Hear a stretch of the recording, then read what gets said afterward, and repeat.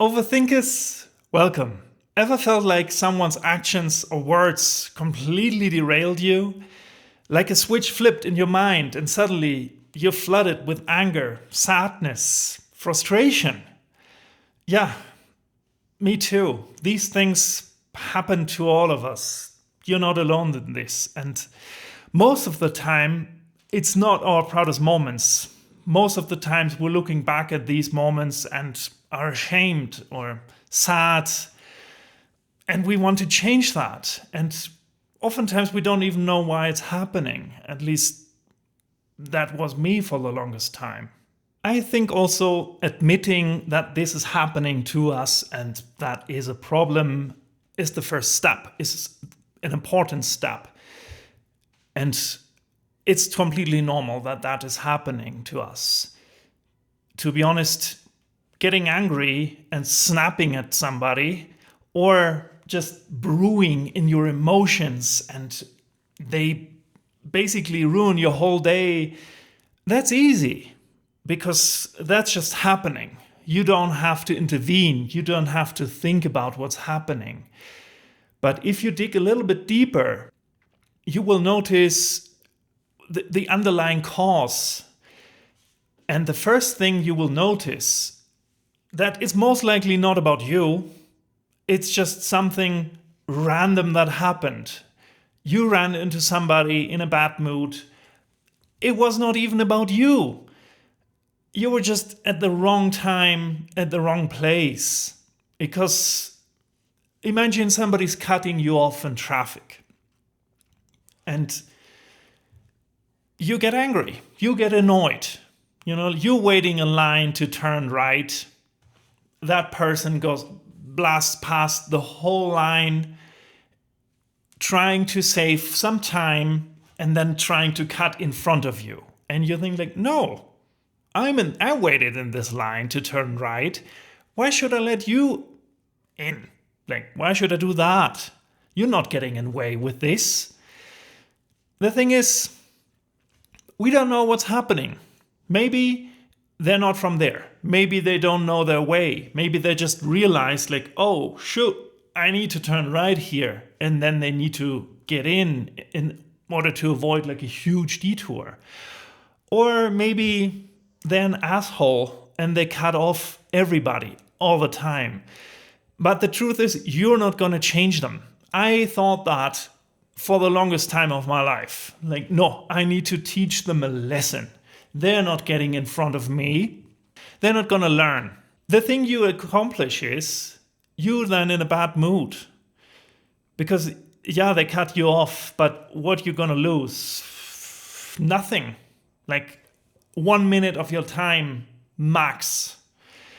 And I understand it's frustrating because if you're like me, your sense for justice is like super high. And that is not right because they're cheating. They're cheating the system. But these people will always exist. They will always be there and they will always do it. The question is, will you let them ruin your day? Is that worth it? Or if we're really going down the route of somebody that just made an honest mistake. They're trying to turn right and they realized in the last second. We all have been in that situation. It's like a complicated highway crossing in a city we've never been in. And suddenly we realize, oh, we have to turn right here and we need to cross 2 lanes to turn right. We still do it most of the times, obviously, when it's like super, super bad and it will be too risky. No, then you have to deal with it. But when it's like super slow traffic and it's not dangerous to do, then you're in that situation. It's like, okay, I need to, like in a city's environment. And then you drive around the block one more time. Or you just try to turn right because in all honesty, nothing bad happens. That was like a super long way of saying, don't let people ruin your day. Don't let them have that. Because also another truth is there are people out there, they want that. They want that experience. They want to get people angry. They thrive on that for whatever reason. But let's get back to what we can actually do in these type of situations to not let our emotions run amok and let our triggers triggering us. Because going back, it's oftentimes not the situation itself that is really bad. Oftentimes it just reminds us on the situations in our childhood, in our past, where we got wronged, where we really witnessed somebody, getting run over, not by a car, metaphorically, by other people not getting, like their justice they needed or whatever. And that comes back. For me, that is being treated like a child, like being treated like I don't know anything, I don't need respect, I don't deserve respect. That type of stuff is a super big trigger for me.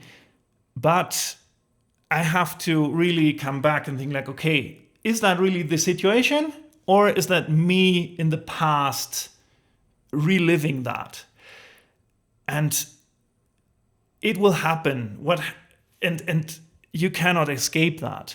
But what you can do is really calm yourself down and ground yourself. A technique that works for me, that my wife taught me, honestly, is look around you, pick a color, for example, blue, and look around you and see what type of objects, what can you see that has the color blue. Really look, take your time, maybe a minute, look around what's there. Name them in your head. Name maybe 5. And after that, maybe pick another color. You can do that with smells. You can do that with sounds. It will ground you. It will snap you out of this reactive motion, this reactive mode, and into reality. And it will pull you back from this bad spiral of thinking, of reacting to this trigger. And it will not happen overnight that some trigger happens and you just pick a color, look around, and everything will be all right. No, it's like a muscle, like you going to the gym. You're not starting out making 100 push-ups. No, that's not happening. Same here. You're not suddenly a Zen master that is not triggered by anything and super grounded in the moment, and you turn your other cheek, and that's not coming overnight. But resilience is a muscle we can train. Let me put this back real quick. So sorry. And it goes the other way as well. Like when we scroll on our phones on social media and we see something negative, or we see some controversial reel, TikTok, whatever, YouTube short. And sometimes I go in the comments and I look through the comments and I think, oh, look, let me see if somebody else also thinks that is really stupid. And after a while, I think, what am I doing here? This is not giving me anything. All this is doing is ruining my mood. It's wasting my time, and I'm in a bad mood afterwards. Because the thing is, not just for social media, but also in general for headlines, or our brain is wired in a way that we want to investigate bad emotions. They trigger a response from us. But you can really take a moment and think, okay, what am I doing? What are my intentions with this? Is it really relaxing me? If yes, keep going. If you're thinking, okay, am I gathering information? If yes, keep going. But if you are really answering like, okay, I'm not relaxed, I'm actually more agitated now. Or, okay, now I'm just mad. Or now I'm going way down a rabbit hole that pulls me deeper into bad emotions. Stop that. Put it down. You're not just saving your emotions and building your resilience by not engaging unnecessarily with these triggers and these emotions. You're also saving time. But if you still do that, and we all will, I'm super guilty with that too. Like, we humans, we do that. We engage in bad behavior. And we have to forgive ourselves. We have to forgive for times where we were reacted super emotional, for times where we got like really sucked down a rabbit hole of bad emotions, where we snapped.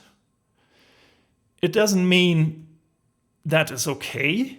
It doesn't mean we are not trying to be better, but it helps nobody if we just indulge again in these negative emotions, think like, oh no, that was really bad how I reacted to the person that cut me off.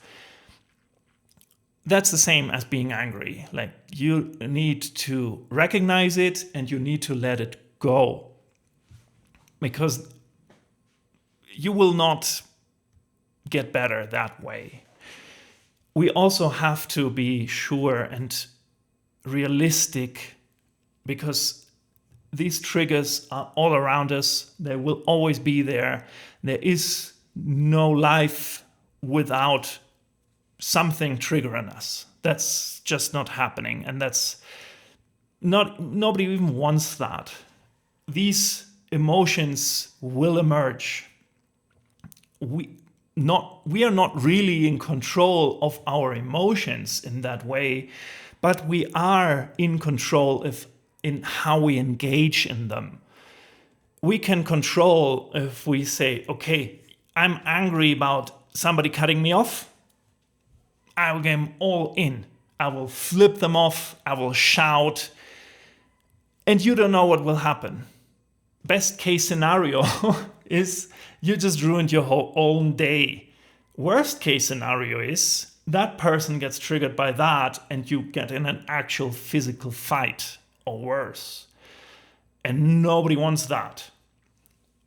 So let's try to control how we engage in these things. We cannot control the triggers. We cannot control how our emotions, how we feel, but we can get back into reality. We can break the circle of going down the spiral. That are we in control of. That we have to remember. So if you take anything from this video, please take that information, that you are in control of how you engage with your emotions, how you engage with these triggers. Sorry for the slightly less funny video this time. I wrote down actually a little bit more funny stuff, but I don't know. I felt this is important and I felt that has to be said, and I wanted to discuss this. I'm pretty sure you also know these feelings and these triggers. So remember, you're in control of your reactions. And now, have a wonderful evening, a wonderful day, a wonderful morning, whenever you're watching this, and see you the next time. Have a nice day.